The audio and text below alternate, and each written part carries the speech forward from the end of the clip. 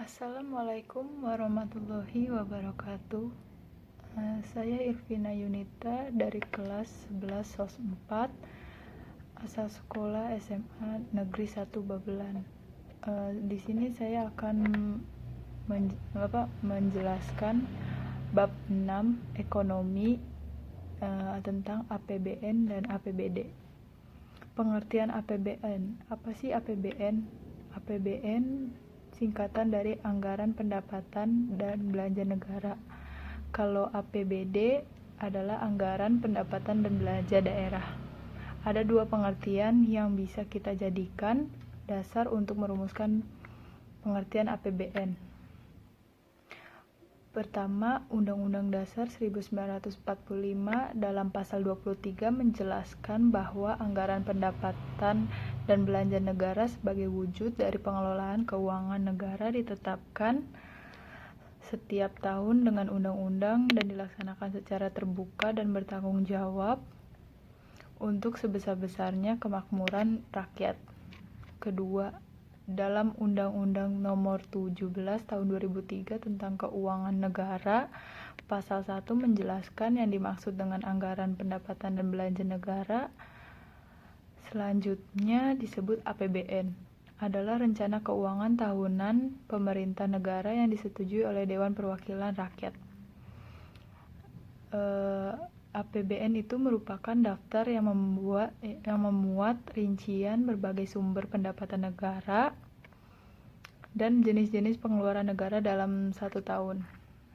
Kalau APBN itu berasal dari pemerintah pusat. Nah, pemerintah daerah baik di tingkat 1 provinsi atau tingkat 2 kota atau kabupaten juga membuat daftar anggaran yang disebut dengan APBD. Berdasarkan Permendagri Nomor 13 Tahun 2006, APBN adalah rencana keuangan tahunan daerah yang dibahas dan disetujui bersama oleh pemerintah daerah dan DPRD dan ditetapkan dengan peraturan daerah. Yang kedua, fungsi serta tujuan APBD dan APBN. APBN dan APBD itu kan disusun supaya sasaran pembangunan dalam jangka waktu 1 tahun dapat tercapai.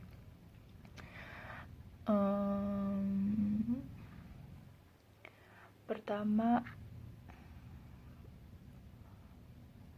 fungsi APBN dan APBD ternyata ada 6 fungsi. Yang pertama, fungsi otorisasi. Fungsi ini menjadi dasar untuk negara atau daerah dalam pelaksanaan pendapatan dan pengeluaran pada tahun yang direncanakan.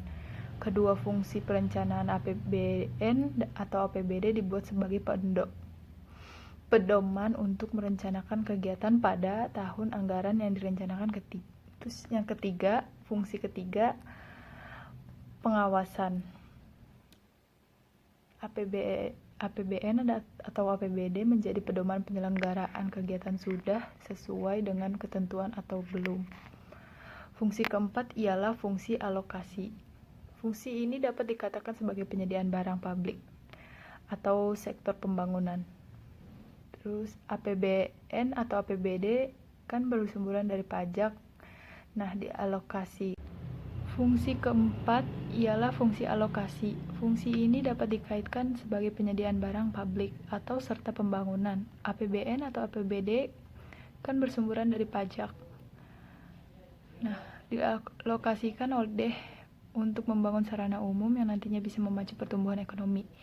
Fungsi kelima yakni fungsi distribusi. Artinya dana yang akan digunakan itu nggak boleh terpusat di satu sektor atau daerah saja. Saat ini masih terjadi ketimpangan atau prinsip keadilan belum dijalankan secara maksimal. Terus yang terakhir ialah fungsi stabilisasi, yaitu adanya APBN atau APBD dapat menstabilkan keadaan ekonomi. Contohnya, ketika harga barang dan jasa naik, pemerintah akan menaikkan pajak. Sekian dari saya. Assalamualaikum warahmatullahi wabarakatuh. Maaf bila ada salah-salah kata.